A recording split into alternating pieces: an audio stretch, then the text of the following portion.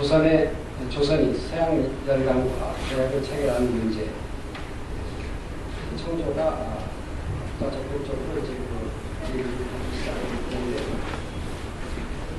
앞서 언급했던 하여장과 황준은 그런 작업의 이제 기초를 이렇게 1880년 8월달에 수시사로 파견된 김홍집 일행을 하여장과 황준원이 만나고, 그때 이제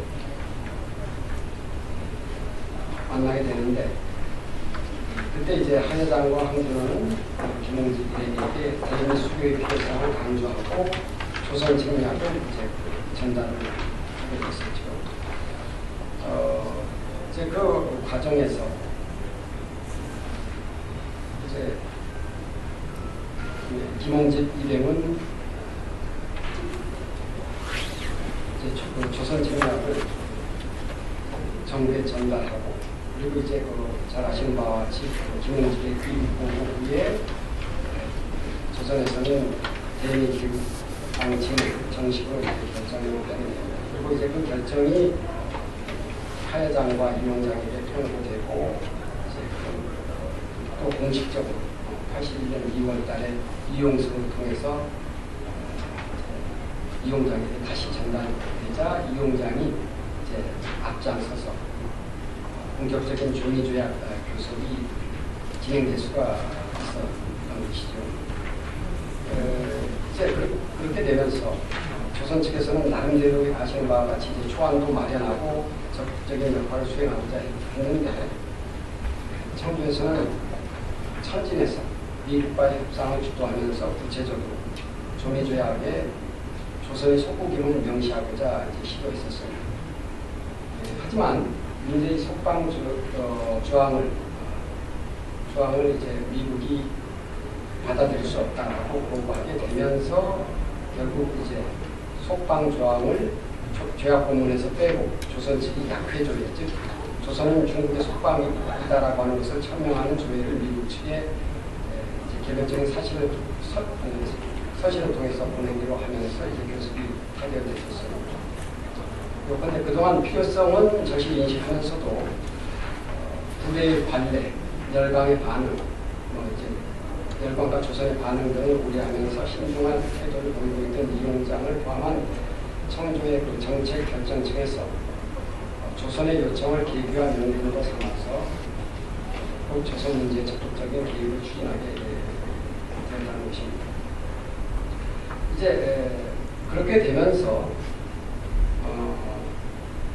이제 청조는 이용장을 통해서 조선과 미국 및 기타 서구열강과의 조약 교섭을 이제 주도케 하면서 종주권을 대외적으로 과시하도록 하는 동시에, 아울러 양국 간, 청조와 조선 간의 종문 관계 자체의 이제 변통을 이제 추진하기 시작을 합니다.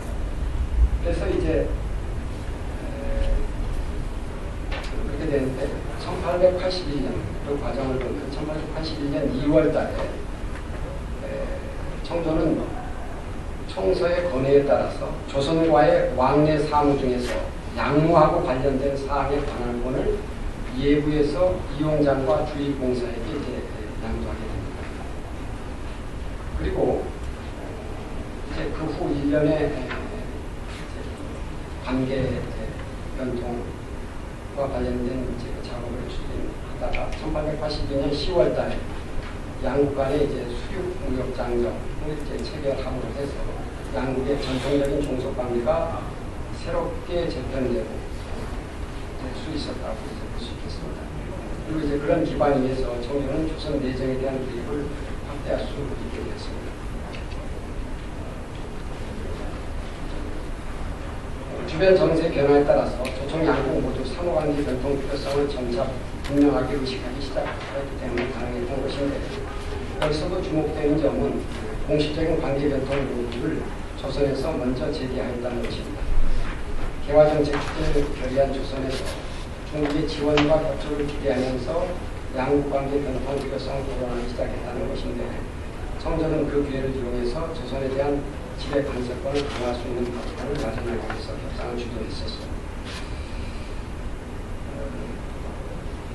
이제 조선 측에서는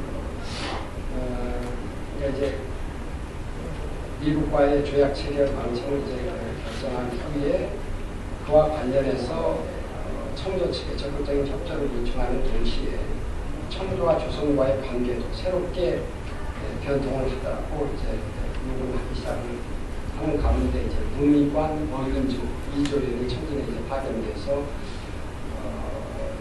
청조 관계들하고 협상을 하고 하는데 그 과정에서 조선 측에서는 잘 아시는 바와 같이 사신을 북경에 파견시켜서 상주시키는 안을 거론하게 됩니다. 근데 이제 이런 요구를 받은 청조에서는 전적인 부분을 거쳐서 결국 6월 9일자 상의를 통해서 조선 측의 요구를 그대로 받아들일 수 없다. 통상관계의 조정은 허락할 수 있지만 사절을 상주 사절을 북경에 파견하는 문제는 허용할 수 없다라고 결정을 했습니다. 그리고 이제 제도적으로 한중 간의 통상관계는 총서에 이관해서 새로운 통상장정을 체결하도록 하고 사신을 파견하는 요구는 기각하면서 정통적인 조공 관계는 이해에 관할해서 그대로 이제 문제를 한다고 이제 청량을 했었습니다. 그래서 결국 이제 조선과 중국과의 관계가 종전과는 상당히 달라지게 된다는 것이죠. 그러니까 전년 2월 달에 조선의 그러니까 조선과 북열방과의 관계에 대해서는 그 관할권이 청조 예부에서 국양 대신함과 주의공사를 운영하고 그 다음에 이제 81년에 들어서 조선과 중국과의 관계에서도 통상 사무하고 관련해서는 청서가 공식적으로 관여하게 된다는 것이죠. 이로써 근대 통상관계와 정치관계를 별도 기법하지 않은 기본적인 조선관계가 형성되기 시작을 하고 그것을 이용해서 청조는 조선에 대한 기술과 관심을 공유적으로 확대하기 시작을 했었습니다.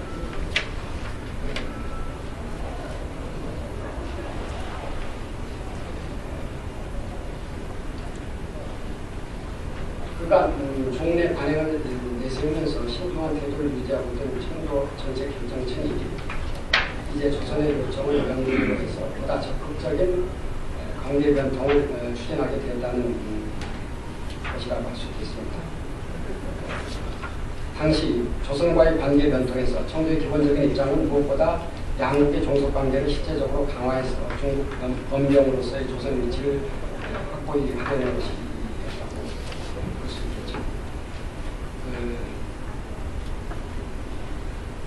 양측 협상 초기부터 우리 주도권을 장악해서 조선 측 입장이 반영된 여지는 많지 않았지만 협상 진행 중에 임무분란을 계기로 해서 청조에서 공항을 이제 파견해서 위협적인 경쟁이 진행되었습니다. 그리고 이제 협상이 재개되고 일방적으로 청조 입장이 관철돼서 양국 간의 무역장전이 10월 달에 확정이